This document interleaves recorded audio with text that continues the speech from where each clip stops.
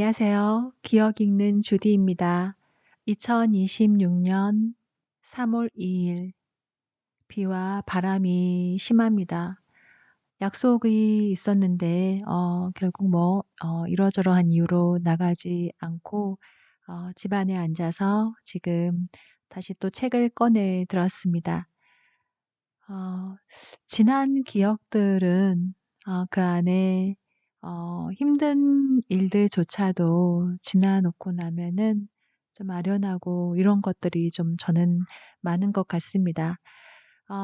오늘 읽을 이야기는 요즘에 제주문화원에서 발간한 기억으로 보는 제주도 생활문화 3 권을 또 열심히 읽고 있는데요. 유승희 님의 1960 년대, 70 년대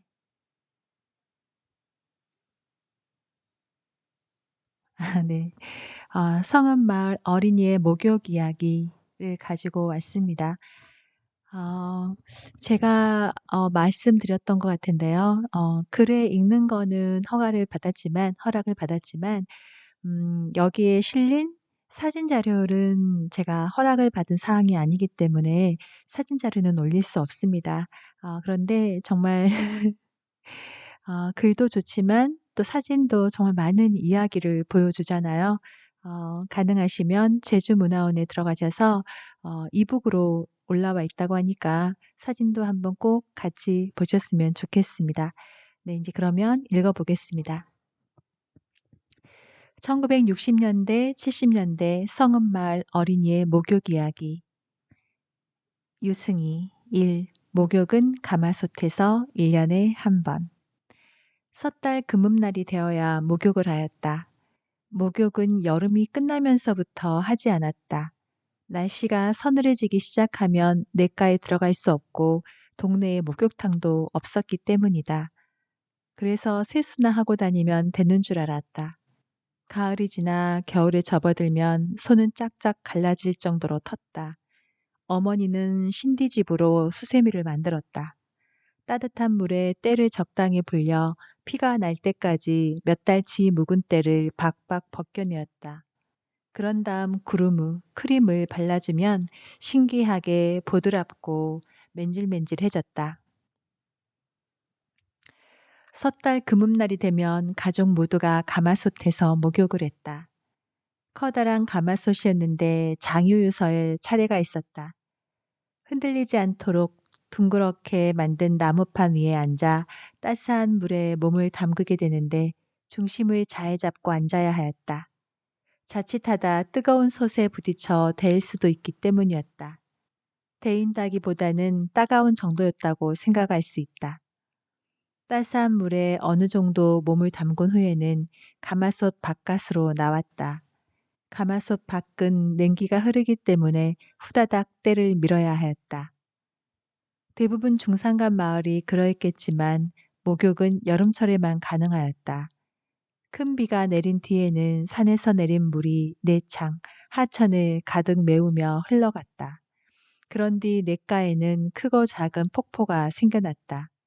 그러면 벗들과 함께 냇가로 달려가 커다란 물웅덩이에 몸을 던져 헤엄을 치거나 작은 폭포 밑에 앉아 물을 맞으며 놀았다.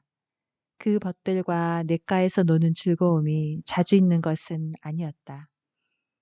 여름은 산디밭과 조밭, 고구마밭, 검지를 매기에 바쁜 계절이었다.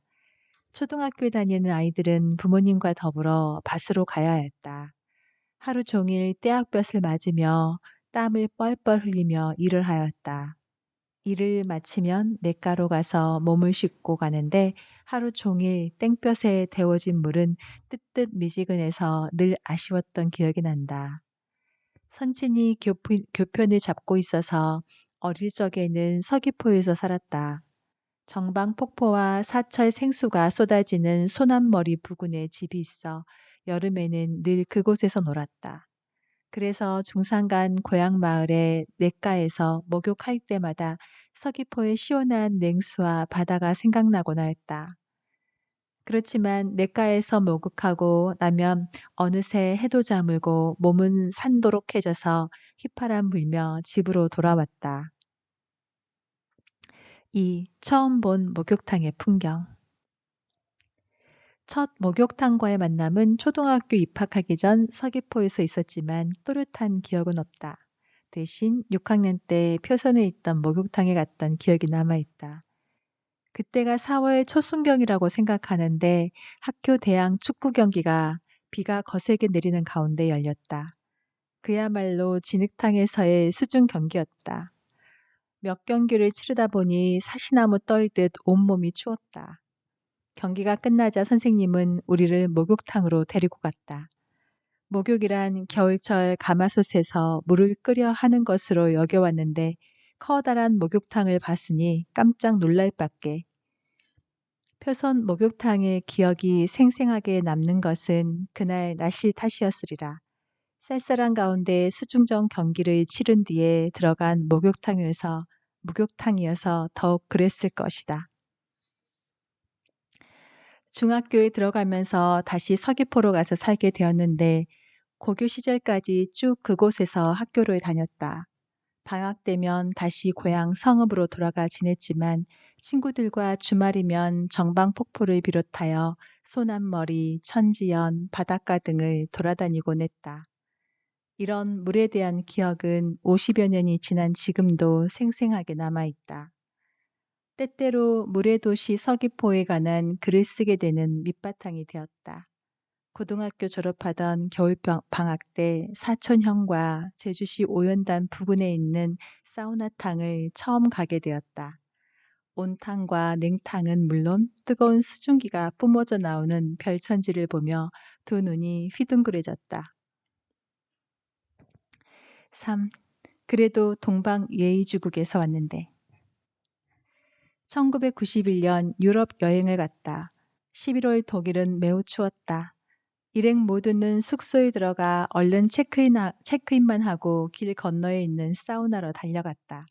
증기가 확 피어나 몰랐다. 옷을, 옷을 훌러덩 벗어 잽싸게 샤워하고 들어갔는데 두 눈을 의심하였다. 앉으려고 보니 남녀가 앉아있는 게 아닌가. 순간 당황해서 나도 모르게 몸을 가렸다. 그 모습이 우스웠는지 들어오라고 손짓하였다. 괜찮다는 것인데 이건 동방예의주국에서 간 사람으로서 들어갈 일은 아닌 것 같아 나와버렸다. 문화적인 충격이었다. 다음 날 아침 하루 일정을 체크하다 어제 목욕탕 이야기가 나왔다. 단체니까 언론사 기자들이니까 이런 데도 가봐야 한다고 하였다. 한 팀이 택시를 타고 그리 멀지 않은 남녀 혼탕을 체험하러 갔다. 입장료는 10,000원 정도였는데 실내 체육관만큼 매우 넓었다고 한다. 뒷날 그 체험기로 화제의 꽃을 피웠는데 나도 가볼 걸 하는 아쉬움이 들었다. 아, 글이 짧은 글이에요. 여기에서 어, 아쉽지만 끝이 났습니다. 네, 재밌네요. 아, 저도 이 비슷한 기억은 있는 것 같아요. 큰 대야를 떠주고 또 그 큰 대야에다가 그 약간 붉은색 나는 다라라고 하는 대야 있죠. 거기다가 물을 받아서 엄마가 저를 씻겼던 기억이 있어요. 어 네. 학교 가기 전에 였던 것 같은데 저희 때도 목욕을 자주 하진 않았거든요, 저 아주 어렸을 때도. 학교 가기 전에 엄마가 이렇게 다 씻겨 가지고 예쁜 옷을 입혀서 학교에 보냈던 기억이 납니다. 그리고 저희 옆집에 저는 인제 좀 그래도 도시 쪽에 살았는데 인제 옆집에 되게 예쁜 언니가 있었는데 저희 둘째 오빠를 아주 귀여워했어요. 그 중학생인지 고등학생인지. 그래서 저희 오빠가 이렇게 큰 그 고무 다라에 들어가 있으면 그때 제 나이도 아주 어렸을 때니까 아마 초등학교 1학년 아니면은 7살 요 정도였던 것 같아요. 그럼 저희 오빠는 초등학교 3 학년 아니면 2 학년 요 정도였는데 그 중학생인지 고등학생인지 아주 되게 예뻤던 그 언니가 그 화분에 물 주는 이렇게 조리대라고 하나요? 있죠. 거기다 물을 가득 받아서 샤워기처럼 네. 그 당시에는 샤워기라는 걸 생각을 안 해 봤는데 샤워기처럼 오빠가 다라에 들어가 있으면 그 언니가 옆집에서 담이 그렇게 넓지 않았거든요. 그 담 너머로 언니가 이렇게 그 조리개를 부어서 샤워기처럼 오빠에게 부어 주면서 놀았던 그런 기억들이 생각이 납니다. 여기 지금 사진에서는 정말 산지천 하류 방파제에서 몇감기라고 하는 사진이 하나 올라와 있는데 어 정말 깨복쟁이라고 해야 될까요? 아이들이 다 정말 옷 하나도 걸치지 않고 엉덩이 쪽만 하얗고 다른 데는 다 많이 탔는데 엉덩이는 아마 이제 보통 바지나 이런 반바지 팬티를 입으니까 안 타서 하얀 것 같아요. 그래서 흑백 사진이지만 위에는 까맣고 엉덩이는 하얀 요런 아이들 4 명이 쭈루루 하천가에 엎드려 가지고 물에서 노는 아이들을 구경하고 있는 모습이 사진으로 찍혀 있습니다. 네. 너무 아름다운 기억입니다. 요즘에는 우리 물론 인제 비 조금씩 오면은 비 맞고 뭐 걷거나 하긴 하지만 예전처럼 빗속에서 뭔가를 같이 막 놀거나 이런 기억은 없는 것 같은데 저 어렸을 때는 비가 오면은 그 비를 맞으면서 역시 또 막 친구들과 동네 아이들과 놀고 이랬던 기억이 있어요. 어 요즘에는 뭐 여러 가지 제약이 많잖아요. 아이들 키우면서 아이들이 조금이라도 다치면 금방 뭔가 뭐 문제되고 학교에서도 조심스럽고 제가 학교에 간간히 이제 뭐 강의를 가면은 학교 밖으로 나가는 것들을 굉장히 두려워해요. 만약에 만약에 정말 뭔가 문제가 생겼을 때 책임이 너무 커지기 때문에 그러더라고요. 그래서 그 아이들 보통 다 길거리에 잘 걸어 다니고 하는 아이들인데 학교 밖으로 나갈 때는 선생님들이 앞에 2 명, 뒤에 2명 이렇게 막 서 가지고 아이들을 다 체크하고 뭐 소리 질러 가면서 "너 조심해. 차 봐." 이렇게 계속 이야기를 하고 가거든요. 보면서 참 이미 충분히 인지력이 있는 아이들인데 우리가 너무 이렇게 뭐라고 할까요? '과보하면서 하는 거 아닌가?'라는 생각도 하지만 또 세상이 또 많이 달라진 것 같다는 또 생각도 하고요. 글이 짧아서 제 경험을 조금 보탰지만 역시 그냥 글을 읽는 게 더 좋은 것 같습니다. 네. 음 오늘은 조금 더 읽고 싶네요. 네 감사합니다.